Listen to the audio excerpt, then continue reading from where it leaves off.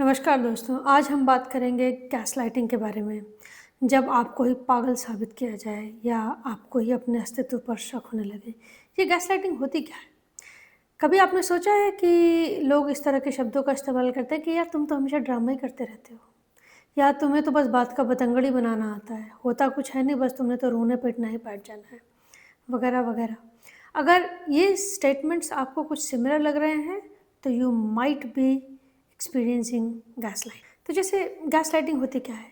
Gaslighting एक emotional manipulation है। For example एक सीमा नाम की लड़की है और रात को उसका हस्बैंड उसके ऊपर बहुत बुरी तरह चिल्लाया और सो गया।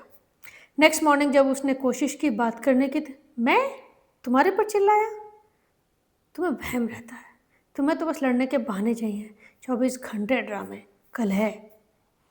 अब ये सोचने लगते हैं कि क्या ये सच में मेरे ऊपर चिल्लाया था या मैं सोच रही हूँ। एक दो बार जब आपके साथ होता है तो आप इसे फाइट बैक करते हैं, लेकिन अगर आपके साथ ये रेगुलर होने लगे तो आपको इस बात पे शक होने लगता है कि जो आप कह रहे हैं ये बात वाकई हुई भी थी या मेरा वहम है। ये आपकी रियलिटी को ही डिस्टॉर्ट करने लगता है। तो चलिए देखते हैं कि ये गैसलाइटिंग टर्म आई कहाँ से। ये एक 1940 में एक मूवी बनी थी और 1944 में उसका एक रीमेक बना था। पिक्चर का नाम था गैसलाइट। तो उसमें क्या होता था कि मूवी के एक सीक्वेंस में जो मेन कैरेक्टर है, जो नार्सिसिस्ट रोल प्ले करता है, वो गैसलाइट धीमी कर देता है। और जब उसकी वाइफ इस बात को रेज़ करती है कि गैसलाइट कम हो जाती है तो कहता है नहीं, तुम्हारा वहम है। और धीरे-धीरे वो इसी सोच में रहने लगती है कि वाक़ई में मुझे वहम है, मैं पागल हो रही हूँ, I am losing my mind. And that is exactly what gaslighting is. चलिए कुछ और ऐसे एग्जांपल्स देखते हैं जिसमें यू कम अक्रॉस। एक मान लो 25 साल की लड़की है, रीमा नाम दे देते हैं। वो अपनी माँ से कहती है कि ना मुझे हर वक्त थकान लगी रहती है, मेरा किसी काम में मन नहीं लगता है, शायद मुझे डिप्रेशन है। बस जवाब आता है, डिप्रेशन? अरे ये तो अंग्रेज़ों की बीमारियाँ, हमें तो कभी नहीं हुआ डिप्रेशन। उठो, काम करो, हाथ पैर चलाओ, कमरा साफ़ करो, ये डिप्रेशन विप्रेशन कुछ नहीं है, बिना मतलब के चोंच लें। अब ये जो बच्चा है, ये कंसिस्टेंटली अपने दिमाग में जो है बड़ा ही दुखी हो जाता है कि यार मेरी तो कोई फीलिंग्स की कदर ही नहीं है, मुझे तो कोई समझता ही नहीं है, और आगे जाके वो कभी अपनी इन बातों को एक्सप्रेस भी नहीं करते। They started doubting their own feelings and experiences. ऐसा नहीं कि खाली घर के एनवायरनमेंट भी होता है, ये वर्क प्लेस में भी होता है। और अगर आप किसी ऐसे नार्सिसिस्ट बॉस के साथ काम कर रहे हैं तो यू कैन कोरिलेट। एक प्रोजेक्ट बना साहब, आपने जमा किया, बॉस ने उसे अप्रूव किया, आगे मीटिंग में प्रेजेंट किया तो कहते हैं नहीं, मैंने कब किया?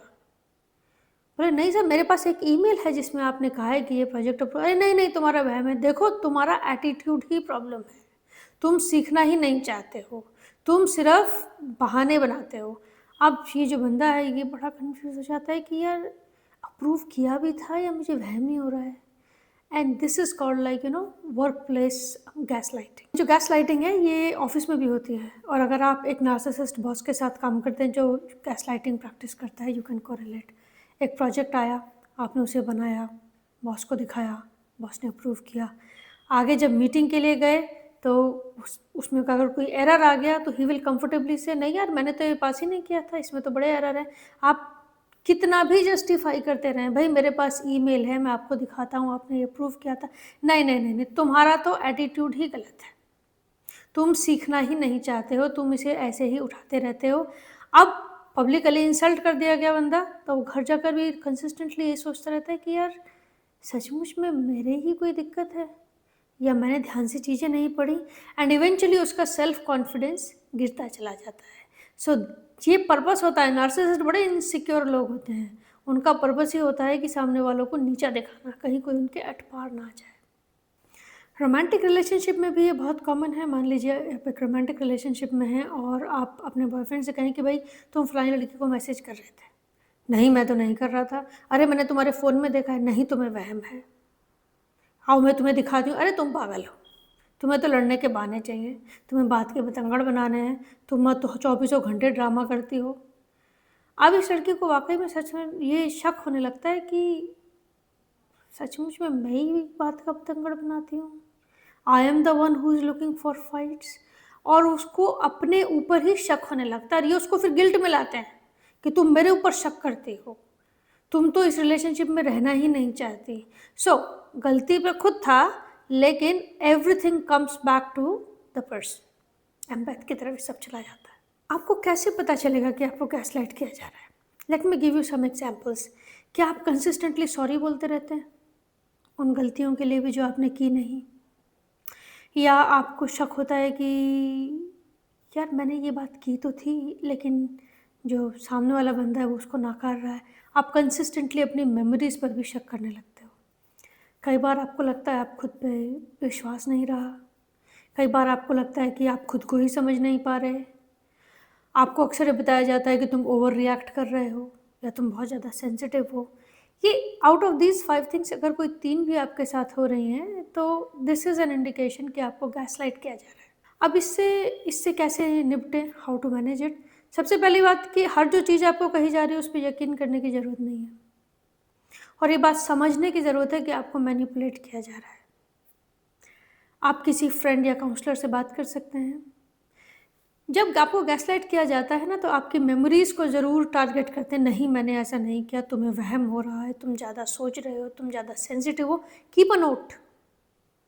आप नोट करें कि किस वक़्त ऐसी बात कही गई और मैंने ऐसा कैसे फ़ील किया, क्योंकि विद टाइम मे बी आपको मैनिपुलेट किया जाए, लेकिन when you go back to your journaling you can see the evidences and it will help you कि आप अपना बैलेंस गेन कर सकें।